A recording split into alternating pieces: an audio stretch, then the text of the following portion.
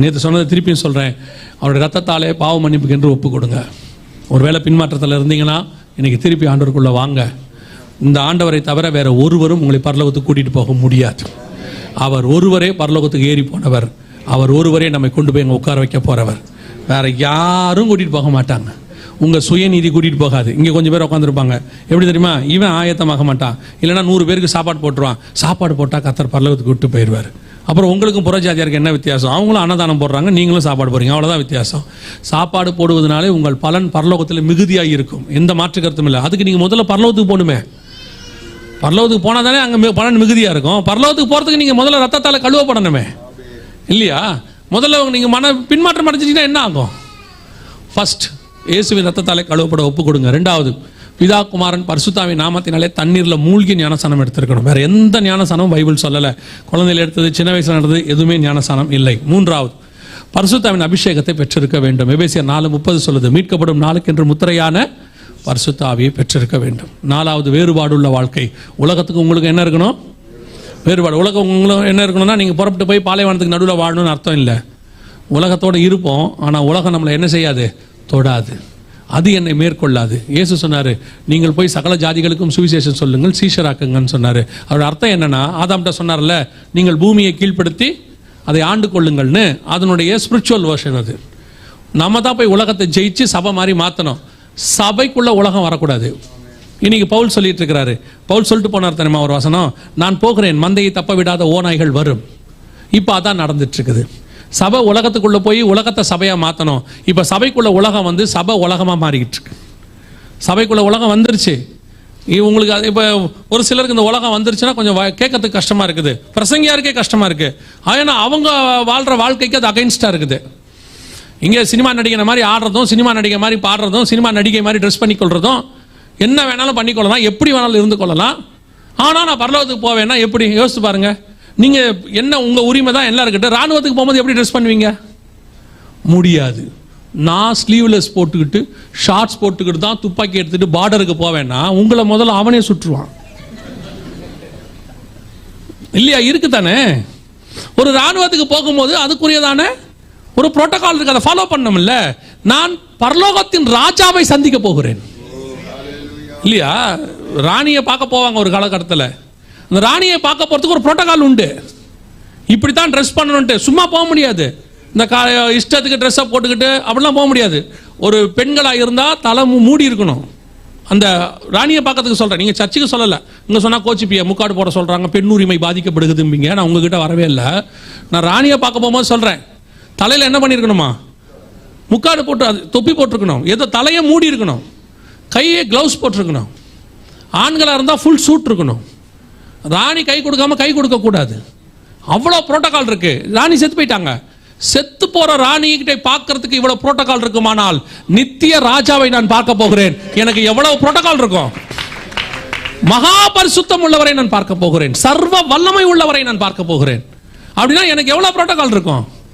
நம்மள மாதிரி நிர்விசானமான ஜனங்க யாருமே இல்லை. புறஜாதியாருக்கு இப்படி ஒரு தேவனையும் இப்படி ஒரு வேதத்தையும் கொடுத்தா அவன் சாகறதுக்கு கூட ரெடியா இருப்பான். யோசிச்சு பாருங்க. யூதன் மாம்ச பிரமாணத்தை வச்சிருக்கிறான், கர்த்தருக்காக சாக ரெடியா இருக்கான், அந்த தேசத்தை காப்பாத்துறதுக்கு சாக ரெடியா இருக்கான். நாம பரலோகத்துக்காக சாக கூட ரெடியா இல்லை. ஏன் இஷ்டப்படித்தான் நான் இருப்பேன். சர்ச்சில் அதெல்லாம் பேசக்கூடாது. சர்ச்சில் என்ன பேசணும்? வாருங்கள், போங்க, நல்லா இருக்கீங்களா, ஓ சாப்பிட்டீங்களா, இதை கேட்டு அனுப்புறதுக்கு நாங்கள் எதுக்கு? ஹோட்டல்காரனே போதுமே.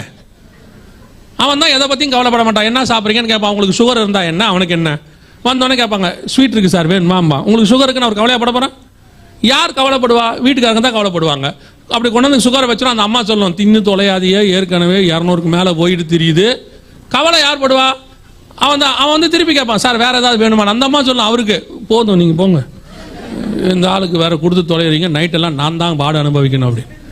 அப்போ வீட்டார் தானே கவலைப்படுவாங்க. அப்போ சபை தானே சொல்லிக் கொடுக்கணும் எல்லாத்தையும். சபை சொல்லிக் கொடுக்கக்கூடாது, என்ன எதுவும் கேட்கக்கூடாது. பிள்ளைகளை கண்டிச்சா பெற்றோர் கோவப்படுறிய. இதை மாதிரி ஒரு மோசமான சபகாலம் என்னைக்குமே இருந்தது கிடையாது. பாஸ்டர் என் பிள்ளைய குறி வச்சு தாக்குறாரு. ராணுவத்தில் ரிட்டையர் ஆகிட்டு வந்திருக்கிறாரு, குறி வச்சு உங்களையே தாக்குறோம். கண்டிக்கும் போது விட்டு கொடுங்கள். சில நேரத்தில் குட்டப்படும் போது அதை ஆசீர்வாதமாக எடுத்துக்கொள்ளுங்கள். எப்படி ஆகிலும் நான் பரலோகத்துக்கு போயிடணும். ஒரு பீரியடில் சொல்லுவாங்க, பையன் பாஸ் ஆகணும், அது கொண்டு போய் டீச்சர்கிட்ட சொல்லும்போது சொல்லி விடுவாங்க, 2 கண்ணை விட்டுட்டு தோலை மட்டும் உரிங்கம்பாங்க. அவனை எதையாவது பண்ணி பாஸ் பண்ணி விட்டுருங்கம்பாங்க. ஒரு உலக பாஸ் பண்ணுறதுக்கு எதை வேணால் பண்ணுங்கன்றாங்க. அப்படித்தான் அண்ணாள் கொண்டு போய் சாமுவேலை விட்டாங்க. நீ என்ன வேணால் பண்ணிக்க, அவனை தீர்க்கதரிசி ஆக்கி தொலைச்சிரு. அதான் பார்த்தான். ஏலி தான் பையனை ஒழுங்காக வளர்த்தானா இல்லையோ, சாமுவேலை ஒழுங்காக வளர்த்துட்டான்ல. சபைக்குள்ள நாங்கள் அதுதான் சொல்கிறோம். சொல்லப்படும் போது சொல்லப்படுகிற விஷயங்களுக்கு விட்டு கொடுங்கள். சில காரியங்கள் உங்களுக்கு உடன்பாடு இல்லாமல் இருக்கும், ஆனால் அதை ஏற்றுக்கொள்ளுங்கள். பல நேரங்களில் அது உங்கள் ஆவிக்குரிய வாழ்க்கைக்கு இப்போ புரியாது, பின்னாடி புரியும். இயேசு சொன்ன பல விஷயங்கள் அன்னைக்கு யாருக்குமே என்ன செய்யல, புரியல. பவுல் எழுதினது பேதுருக்கே என்ன செய்யல, புரியல எழுதுறாரு. கல்லாதவர்கள் கற்றவர்களுக்கே அறிகிறதுக்கு அரிதா இருக்குன்னு எழுதுறாரு. ஆனால் ஒரு நாள் வந்தது, பவுல் எழுதினது தான் வேதம். அதை புரிஞ்சுக்கிறதுக்கு காலம் வரும். சபையில் சொல்லிக் கொடுக்குற காரியங்களுக்கு கீழ்ப்படிங்க. எந்த சபையும் நீங்கள் கெட்டு போகணும்னு சொல்ல மாட்டாங்க. அது கொஞ்சம் சபை இருக்கு, அவனை பார்த்தாலே தெரியும் போதிக்கிறவனை, இவன் கெட்டு போகிறதுக்கு தான் போதிக்கிறான்னு உங்கள் ஆவியிலே நீங்கள் உணர முடியும். அப்படி உங்கள் ஆவியில் நீங்கள் உணர முடியல, உங்கள் ஆவி தப்பாக இருக்குன்னு அர்த்தம். சில சபைகளில் இப்போ எங்கள் பாஸ்டர் கண்டிக்கும் போதெல்லாம் ஒரு நாள் கூட எங்கள் பாஸ்டர் மேலே எங்களுக்கு கோபம் வந்ததே கிடையாது. இப்போ உங்கள் பாஸ்டர்லாம் பாவம், அவர் ரொம்ப அன்பாக பேசுகிறாரு. அவர் சிரிப்பே ரொம்ப அவ்வளோ அழகாக இருக்குது. உங்களை பார்த்து அவ்வளோ அழகாக சிரிக்கிறார். எங்கள் பாஸ்டர் சிரிக்கவே மாட்டார். பாபர் ஒரு தடவை தான் கூப்பிடுவார். அவனை கூப்பிடுவும் பாரு, நம்ம வரலன்னா அந்த திருடனை கூப்பிடுவும் பாரு. 2வது வார்த்தை திருடனை கூப்பிடும் பார். அவர்கிட்ட தான் நாங்கள் வளர்ந்தோம்.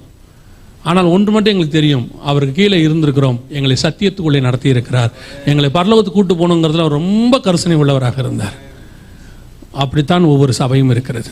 இனி காலம் கண்டிப்பாக செல்லாது. ஆண்டவர் வரப்போகிறார். அல்லேலூயா. நாம் எவ்வளவு எந்திரிப்போமா, நாம் ஜெபிக்க போகிறோம் தேவ சமூகத்தில். ஒரு 5 நிமிஷம் மாத்திரம் நாம் ஜெபித்து நான் பாஸ்டர் கையில் கொடுக்க விரும்புகிறேன்.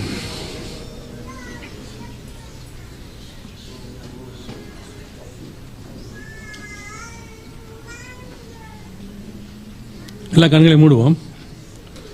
Thank you Jesus. எல்லா கண்களை மூடுவோம். இனி காலம் செல்லாது என்பது தெளிவாய் தெரிகிறது.